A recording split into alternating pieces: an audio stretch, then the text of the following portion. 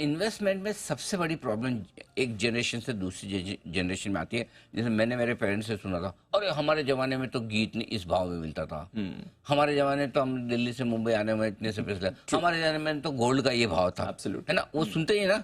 सो तो ऐसा क्या बदला भाई उनकी जनरेशन और हमारी जनरेशन में? 20 साल 25 साल 30 साल में बदला क्या है? एक ही चीज, महंगाई, इन्फ्लेशन। तो होता क्या है, उस समय ऐसा नहीं कि उस समय सस्ता था। बहुत सारे लोग बोलते थे मैंने तो फ्लैट उस समय खरीद लिया, इतने में मिल गया। भाई साहब उस समय उसकी वैल्यू उतनी थी, आज आपको लग रहा है कि इतना बढ़ गया। तो ये जो सबसे बड़ी समस्या है दो जनरेशन के बीच में, वो है इन्फ्लेशन, महंगाई की। तो अब आप जो भी पैसा बचाते हैं और उसको इन्वेस्ट करते हैं, तो इन्वेस्टमेंट में इन्फ्लेशन से ज्यादा रिटर्न आना जरूरी है। फॉर एग्जाम्पल मान लिया अभी हमारे यहाँ 5% का इन्फ्लेशन है, तो आपको जो रिटर्न का टारगेट रखना है इन्फ्लेशन का डबल, 10%। 5% चल रहा है 10%, 6% है 12%, 3% है 6%। अगर आप इन्फ्लेशन से डबल या ज्यादा रिटर्न का टारगेट रखेंगे तो आप सक्सेसफुल हो जाएंगे। और मेरा ये मानना है वैसे फॉरगेट इन्फ्लेशन, लॉन्ग टर्म में 10 से 12% का सालाना आपकी कमाई हो जाए, कंपाउंडेड CAGR, है ना, वो बहुत बढ़िया माना जाएगा। तो ये टारगेट लेकर चलेंगे। आपको लग रहा होगा 10-12% कम है, अरे भाई साहब इतने पैसे बनते, 12% कंपाउंडिंग में कंपाउंड होता है, आप देखते रह जाएंगे। अच्छा, तो फिर अगर 10 से 12% हम रिटर्न टारगेट कर रहे हैं तो पैसा लगाना किधर है?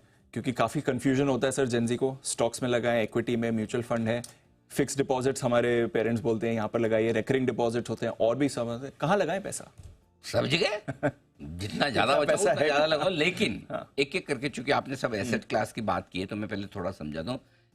स्टॉक्स हैं रिस्की, सबसे पहले आपने नाम सबसे रिस्की वाला लिया, स्टॉक्स। स्टॉक से रिस्की, कमाई भी ज्यादा, रिस्क भी ज्यादा, हाई रिटर्न हाई रिस्क वाले ये प्रोडक्ट हैं, ये वाली एसेट है। सबसे ज्यादा सेफ क्या है? FD और प्रोविडेंट फंड, जिसके डूबने का खतरा नहीं के बराबर है। बराबर है। प्रोविडेंट फंड तो सरकार की गारंटीड वाले हैं, FD भी सरकारी बैंक्स में तो ऑलमोस्ट गारंटीड का ही मानते हैं।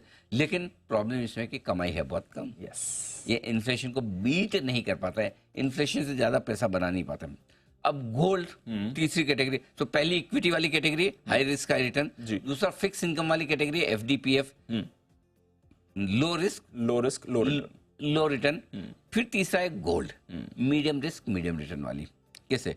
गोल्ड लॉन्ग टर्म में जितना इन्फ्लेशन है उसके बराबर का रिटर्न देता है। अच्छा, गोल्ड में रिटर्न डेट से थोड़ा सा ज्यादा आता है, तो आप इन्फ्लेशन को बीट कर देते हैं, इन्फ्लेशन के बराबर रिटर्न आता है, लेकिन आपका एक्चुअली पैसा बढ़ नहीं रहा जो बढ़ना चाहिए इक्विटी के साथ, ग्रोथ नहीं है, ग्रोथ। तो अब किसी को भाई मेरे को तो रिस्क लेनी नहीं है, मैं नहीं लूंगा, जाओ जो करना है करो, तो फिर क्या करोगे? फिर आपके लिए FD और प्रोविडेंट फंड ही सही है। रिस्क लेनी नहीं तो फिर यही चॉइस सही है ना, FD और PF में लगाइए पैसा। ठीक है। फिक्स इनकम में अगर आपको पैसा लगाना है, अच्छा गोल्ड में लगाना है, तो आप ये बहुत इंटरेस्टिंग चीज है, जिनको गोल्ड खरीदना है कि चलो मैं इन्फ्लेशन बीट करूंगा, तो गोल्ड मत खरीदिए। गोल्ड में इन्वेस्ट करना है तो गोल्ड मत लीजिए। तो फिर क्या करें? सोवरेन गोल्ड बॉन्ड्स, जो भारत सरकार गोल्ड बॉन्ड इश्यू करती है, वहां पे आप लगा सकते हैं पैसा, छोटे से बड़ा अमाउंट जो मर्जी है लगाइए आराम से, है ना। वहां पर खरीदेंगे तो होगा क्या? एक, जैसे जैसे गोल्ड के प्राइसेस बढ़ेंगे, इस बॉन्ड के प्राइसेस भी बिल्कुल प्रोपोर्शनेटली सेम बढ़ेंगे। दूसरा, 2.5% इंटरेस्ट आता है इन पर, गवर्नमेंट ऑफ इंडिया इंटरेस्ट रहती है। तो आपकी कमाई, अभी जैसे आपने ये गोल्ड खरीदा है और गोल्ड का आपने लॉकर में रख दिया, 5 साल बाद भी इतना ही रहेगा, इसके साथ और 2-4 निकल नहीं जाएंगे जैसे कि बढ़ गए। लेकिन गोल्ड बॉन्ड में अगर पैसा लगाएंगे, सॉवरेन गोल्ड बॉन्ड में, तो आपका 2.5% साल से बढ़ रहा है, वहां पे ग्रोथ, और गोल्ड की प्राइसेस भी बढ़ रही है, डबल फायदा है ना। सो इसलिए कभी गोल्ड खरीदना है तो सॉवरेन गोल्ड बॉन्ड में लीजिए। फिक्स इनकम में जिनको इन्वेस्टमेंट करना है, वो बेहतर ये कि PF या FD खरीदने के डेट म्यूचुअल फंड के जरिए करिए। ओके, म्यूचुअल फंड की बहुत बढ़िया बढ़िया स्कीम्स हैं, थोड़ी हम आगे बताएंगे भी, वो ज्यादा बेहतर है। ठीक है।